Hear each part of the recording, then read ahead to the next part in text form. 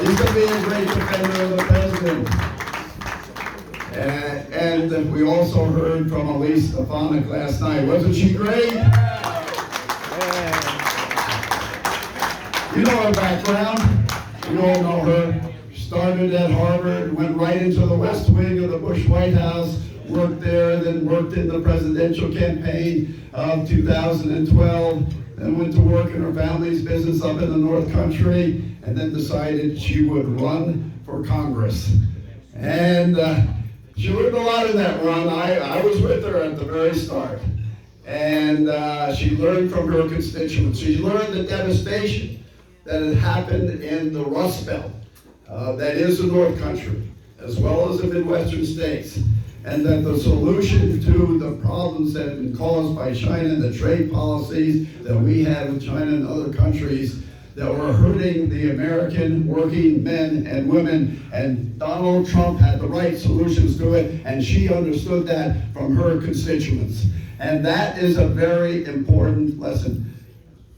She didn't learn it from Washington, she learned it from the North Country and from her constituents. And that's what politics does. That is what politics is about.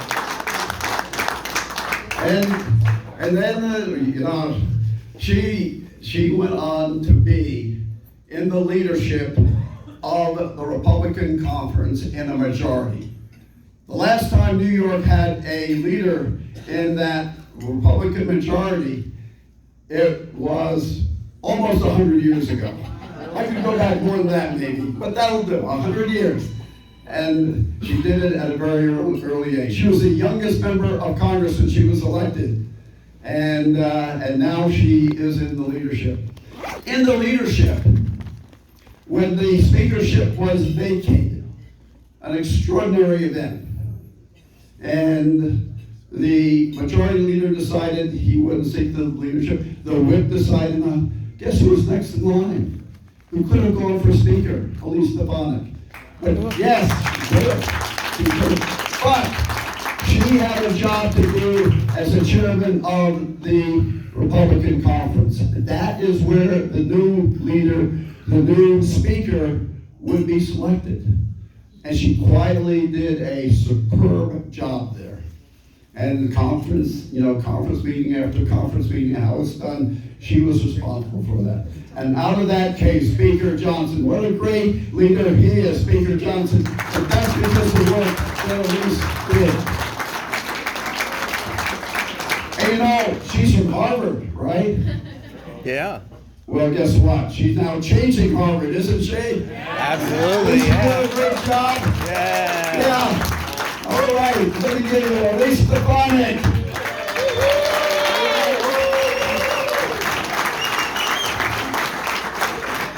Well, thank you to Chairman Cox. I want to first start out by saying what a great job Ed Cox is doing, and Jason and Lori as part of the New York GOP.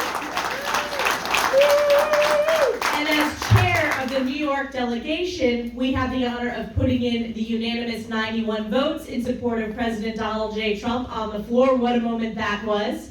And New York has the highest number of people here out of any state in the nation, with 500 people with this New York delegation. President Trump knows that. We are front and center in New York, and as I said at the convention floor, President Trump will always be a New Yorker, and New Yorkers will always love President Donald J. Trump.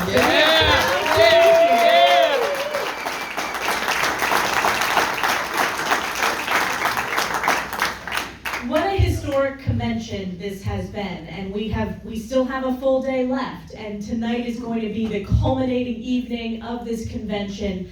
I had the opportunity to speak to President Trump on Sunday morning after the just unbelievable to even fathom assassination attempt in Butler, Pennsylvania on Saturday. And on Sunday, he and I spoke, and he understands, and I think the American people understand, that God was looking down on him. That bullet, an inch the other way, it would have been a very, very different outcome.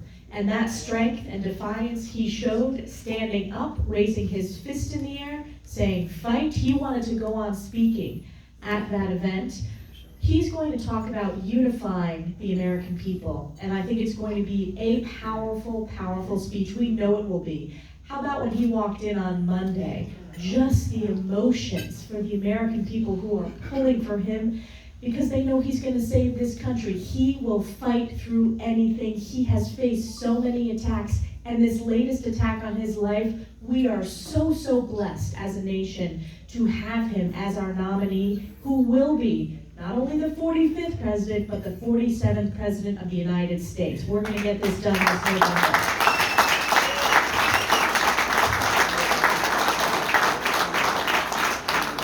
And whenever I talk to President Trump, which is a lot, he always asks about New York and how his polling is doing in New York. And he has been a believer that Republicans are making inroads in New York. He has been a believer that Republicans can win New York, and I share that belief. We saw that we continue to make inroads with the great campaign run statewide by Lee Zeldin, who did a fabulous job running for governor.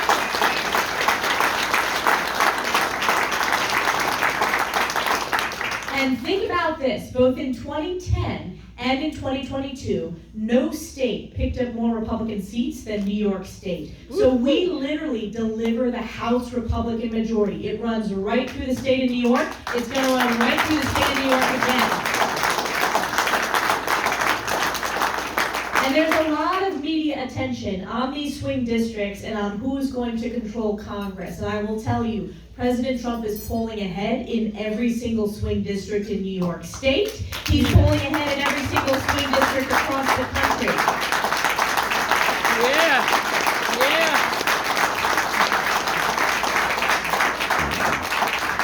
And after I'm done speaking, I'm so excited to introduce some of my colleagues in the New York delegation who flipped those seats and delivered this majority, because you know, with Chuck Schumer running the Democrat Senate, with Joe Biden, the feckless leader in the White House, we know that as House Republicans, in this slim majority, we are the last line of defense stopping from the catastrophic single-party rule that we saw just in 2 years, the chaos and destruction single-party Democrat rule has brought across America. I also want to touch about some of the key issues that are at stake this election cycle. The border crisis. We heard from Tom Homan, actually a constituent of mine from the North Country, who is a leader when it comes to border security. He was the director of ICE under President Trump and is one of President Trump's closest advisors on border policies. Every state is a border state, not just the southern states. We know that New York, the border crisis is in New York. Look at what's happening in New York City. Look at the results of sanctuary city policies. Look at the illegals who have been transferred, not just to New York City, but parts of upstate New York. Even in my district in the North Country, we have seen the number of illegals crossing the Swanton sector, which I represent, that has skyrocketed, including those on the terrorist watch list. So the border crisis impacts every family. And we heard from families at the convention who lost their loved ones from fentanyl poisoning. That is because of Joe Biden's border policies. So one of the issues that I know President Trump is going to touch upon tonight is the importance of securing the border, because an open border is not humane, an open border is not safe. There is nothing humanitarian about an open border. It is a national security threat. We know what a secure border looks like, and it looks like the policies when President Trump was in the Oval Office. He's going to do that on day one, and the Republican Congress and Republican Senate are going to get it done legislatively. In addition, last night, the theme was Make America Strong Again. Make America Safe Again was the day before. Take a look around the world and the results of the feckless, weak leadership from a feeble commander-in-chief.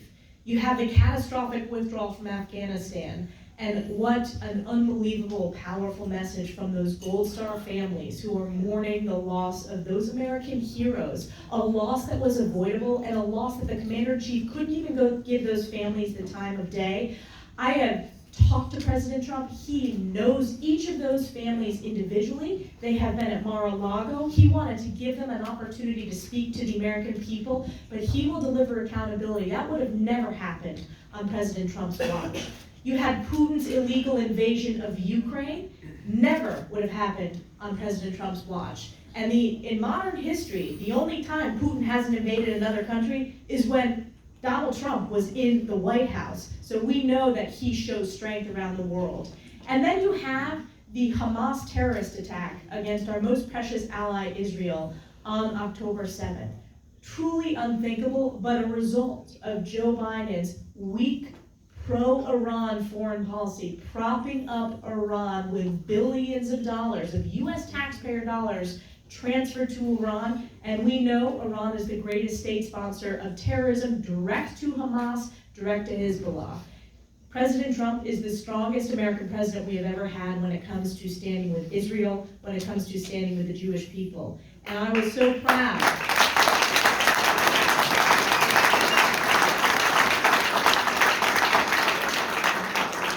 I was so proud to be invited to speak at this convention to talk about all the work we're doing to condemn anti-Semitism on our college campuses, condemn anti-Semitism around the world.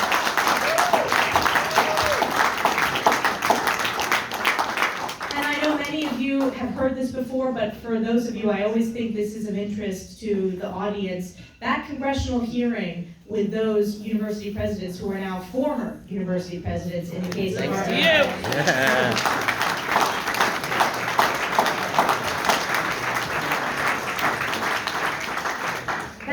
Was the last question of the hearing. It was not a prepared question. I wrote it down in pencil a minute beforehand because I thought, how can I ask this in the most direct, straightforward, moral way? It was not a political question, and it was, does calling for the genocide of Jews violate your university's code of conduct? You ask pretty much any American, any constituent in my district, they know how to answer that question. The answer is yes, it does violate the code of conduct, and that it's wrong.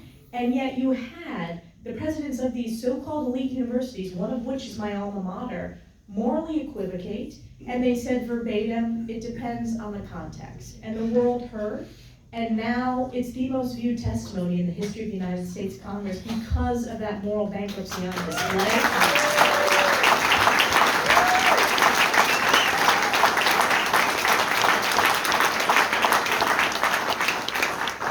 And this is Joe Biden's Democrat Party. In the halls of Congress, you have anti-Semites who have been censured by House Republicans, who we have removed from the House Foreign Affairs Committee. This is a question of moral leadership, and President Trump and Republicans will bring back that moral leadership that is so sorely needed on the stage in this country, but also on the world stage. So I am just so grateful for all of you who are here. We are going to look back at this convention decades from now as one of the most historic conventions in our nation's history. And what a privilege and honor for each of us to be a part of it.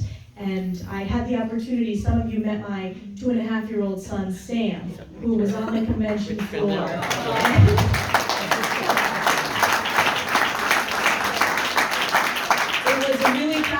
For me as a mom to be able to look down from the convention stage and see what we're fighting for. We're fighting for future generations in this country. We're fighting for preserving and strengthening the American dream. We're fighting for their safety, their economic opportunity, that only in America can you have.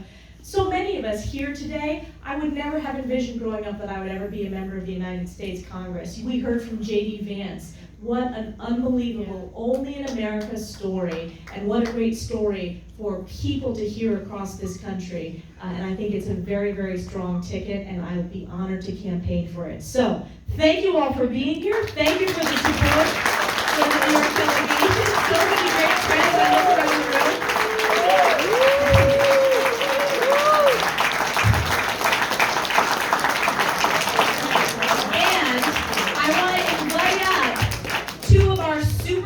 Members who flipped districts. They are colleagues and friends. I want to start off with Anthony D'Esposito, former NYPD investigator. Flipped the district in Long Island, and he's putting it out right. We're going to make sure he wins this November. Anthony. Well, thank you, Elise. How about a round of applause for the great leadership of Elise Stefanik? I also want to thank our state chair, Ed Cox, and of course, a very thankful shout out to those from Long Island, our chairman in Suffolk County, Jesse Garcia, and of course in Nassau, Joe Cairo. Thank you all for your leadership. Ladies and gentlemen, what we've heard over the last few days is exactly what we've all known for very long. The Republican Party is the party of life, liberty, and the pursuit of happiness. the Democrats are standing in our way. They don't like life. They don't want us to have liberty, and they certainly do not want us to be happy. But what we have in the Republican Party right now is a unified team. And that is what's most important over the next 120-something days, is for us to stay unified. Elise said it best. The Democrats came into this election cycle thinking there's no way that what happened in 2022 could happen in New York in 2024. And then we began to see this circular firing squad amongst Democrats, especially in New York. You have Mayor Adams going against Governor Hochul. You have Mayor Adams fighting with the president. You have Governor Hochul fighting with herself, which is just causing everyone to be angry. And then we have Republicans. We have Republicans who are on the right side of every issue. We are on the right side of standing with the people in our communities. We're right on the border. We are right on our economy. And we are right on the top of our ticket in President Donald J. Trump. Elise mentioned that we are up in the polls in every swing district. And not only are we up, in my district, I represent the district that Joe Biden won the most in this country that is held by a Republican. He won in 2020 by 16.5 points. In my district, Democrats outnumber us by 70,000. We were able to beat the Democrat in 2022 by about 10,005 points. In 2024, just days after Memorial Day, we did a poll in our district. And again, this is a district that Joe Biden won by 16.5 points. A couple of days after Memorial Day, Donald Trump is up by nearly double digits. What that tells you is a few things. It tells you that the work that we are doing as House Republicans in the House of Representatives matters. It matters to the American people, and most importantly, it matters to these tough districts. We also have quality candidates that are supported by our leadership, and we wouldn't be able to get the message across the finish line if it wasn't for the great support of our leadership team, including our chairwoman, Elise Stefanik. These districts are some of the most expensive in the country, but we have the resources we need to get our message out because of the work that we do. And lastly, we have all of you. Elise said that we have the most representatives from any state here at the convention. The most representatives at a Republican convention, from what everyone says, is a deep blue state. Well, ladies and gentlemen, in just 120 or so short days, we are not only going to prove to Long Island, we're not only going to prove to New York State, but we are going to prove to the United States of America that New York is no longer a deep shade of blue. What we are going to tell them is that we are going to send our House Republicans back to Washington, D.C. We are going to pick up some seats. We are going to give Speaker Johnson a greater majority, and we are going to elect Donald Trump, President of the United States. Ladies and gentlemen, thank you for being in New York. Chairwoman, thank you very much, and God bless. Let's hear it for Anthony D'Esposito, a superstar.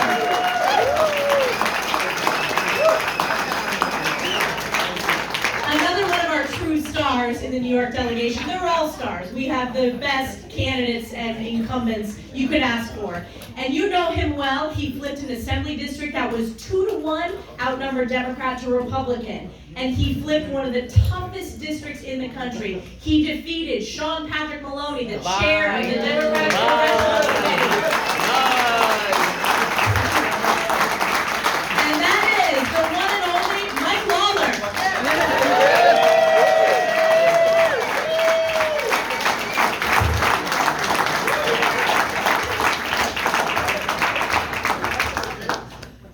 Good morning, New York. Come on, you can do better than that. Good morning, New York. I want to thank our great chairwoman, Elise Stefanik, who has been a great leader and member in our conference, and really been at the forefront of helping re-elect Donald J. Trump, our next president of the United States.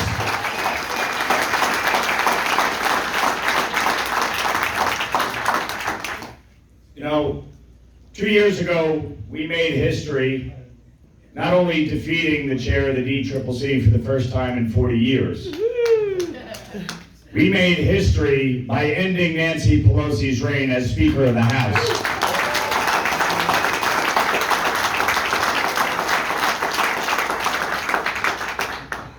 And we made sure that the day after Election Day, Bill and Hillary Clinton woke up to have a Republican congressman.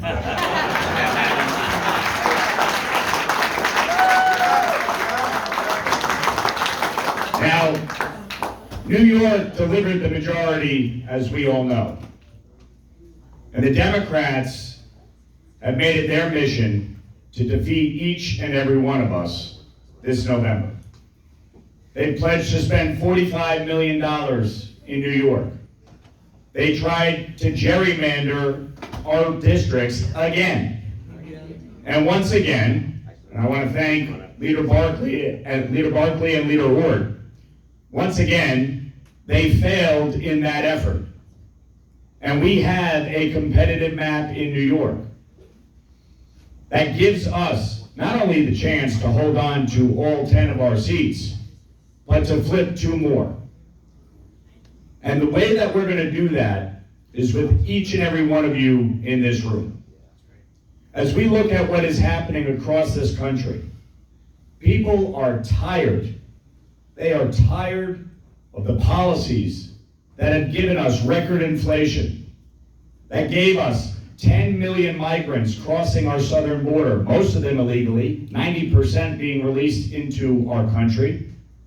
And in the sanctuary cities like New York, the weight of it crumbling, the weight of it crushing, the weight of it costing the state and city billions of dollars.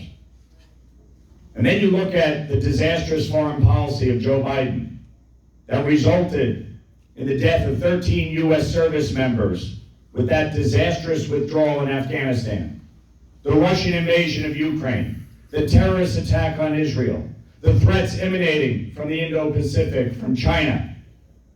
This is Joe Biden's America. And this is why, on November 5th, Americans across this country, Republicans, Independents, and Democrats, are going to unite to not only grow the House Republican majority, but we're going to flip the Senate and send Chuck Schumer packing. Yes.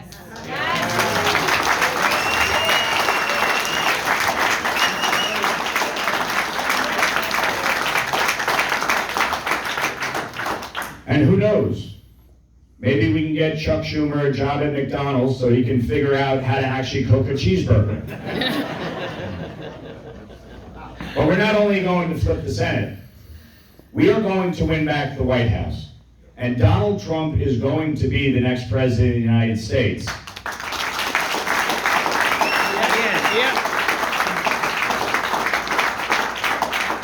And the reason is very simple. Whether you're Republican or Democrat, Americans want a few basic things. A good paying job to provide for their families, a quality education for their children, access to housing and health care, and they want to live in safe neighborhoods. That's it. And they want the government to get off their back. They want to live in peace. They want to live in freedom. They want to live in a community where we all get along and focus on our families and the path forward. That's not happening under Joe Biden. And that's why this is going to be the biggest landslide election since 1984.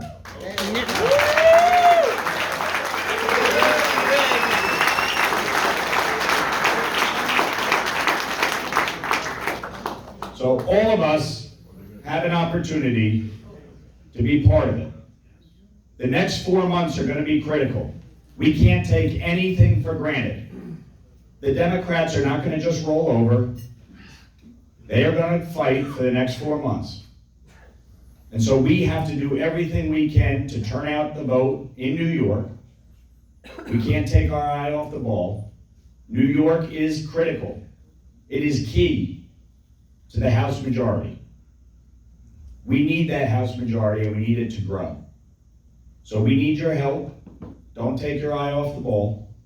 Make sure we get out, work to help each and every one of our targeted races, and make sure that come November 5th, when the polls close at 9 o'clock, and you turn on MSNBC, you turn on MSNBC, and you watch the explosion as NBC News declares Donald Trump the winner in New York.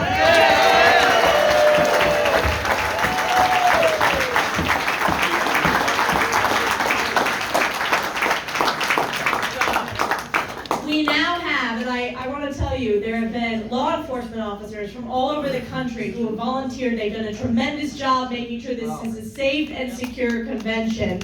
And I met a few of them from Staten Island. And every time I run into someone from Staten Island, I always say, do you know Nicole Malliotakis? And she knows everybody in her district in Staten Island. She is an amazing member of Congress, the only Republican member from New York City. She represents Staten Island and parts of Brooklyn. Flipped a district in one of the toughest cycles. Help us get to this majority we have today. Sometimes people, when I'm not on TV, but they'll say, we saw you on TV. I know they're talking about Nicole. I say, she did a great job.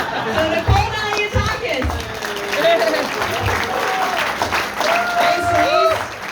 I had a few people tell me that I gave a great speech the other night, so it's great to be here. You know, the truth is, they're not used to having so many Republican women, right? We have 3 from New York, and we have so many more across the country, so it's an honor to get confused with Elise Stefanik from time to time, and if you ever need a surrogate in the district, Elise, let me know. Thank you all for being here. Thank you for making the trip. It is so important that we are represented here and we are represented strong. And I'm proud to be part of one of the largest delegations in the United States of America. So give yourselves a round of applause for being here. As Elise said, I'm from New York City, Staten Island, and Southern Brooklyn. New York City is perhaps the place in the country where you can see how the Democratic policies are really, what they really do, what they really cause, the destruction caused by one-party Democrat rule. I represent a community, however, a district that did not vote for our mayor, that did not vote for the governor, and they didn't vote for this president. Yet we are being subjected to all their policies. So unfortunately, as a member of Congress, I'm spending a lot